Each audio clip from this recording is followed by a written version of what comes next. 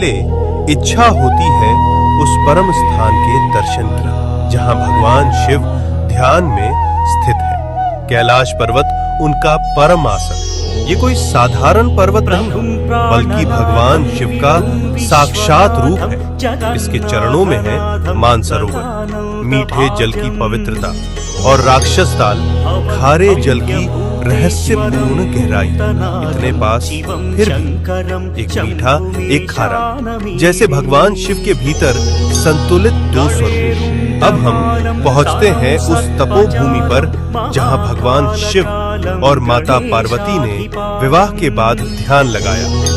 ये है आदि कैलाश, उत्तराखंड के ऊंचे हिमालय में स्थित, जहां आज भी उनकी ध्यान ऊर्जा का कंपन महसूस होता है।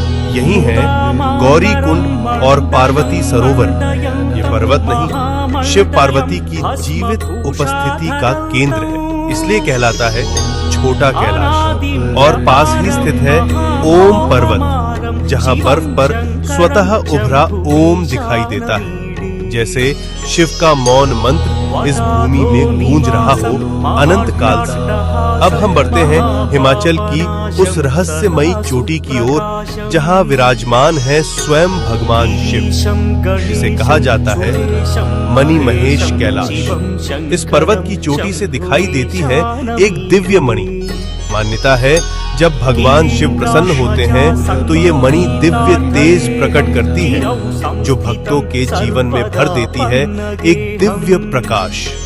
इसके चरणों में स्थित है पवित्र मणि महेश झील, जहां हजारों श्रद्धालु हर वर्ष स्नान करते हैं और भगवान शिव का आशीर्वाद प्राप्त करते हैं। अब हम पहुंचते हैं हिमालय की उस ऊंचाई पर जहां की हवा भी हर हर महादेव का जप करती है। ये है श्रीखंड महादेव। यहाँ स्थित है एक भव्य प्राकृतिक शिवलिंग। यहाँ तक पहुँचने का मार्ग अत्यंत कठिन, लेकिन कहा जाता है जिसे स्वयं भगवान शिव बुलाते हैं वही इस दिव्य शिखर तक पहुंच पाता है। श्रीखंड महादेव केवल एक शिवलिंग नहीं, ये है भगवान शिव का हिमालयी सिंहासन। अब हम पहुंचते हैं भगवान शिव के एक और दिव्य धाम पर, हिमाचल की उस रहस्यमयी भूमि में किन्नौर कैलाश। यहाँ स्थित है सदियों पुराना एक विशाल शिवलिंग, जो अपने आप में अपार ऊर्जा समेटे हुए। और कहा जाता है यात्रा के दौरान कई भक्तों को ब्रह्म कमल के दर्शन हुए। ओम नमः शिवाय।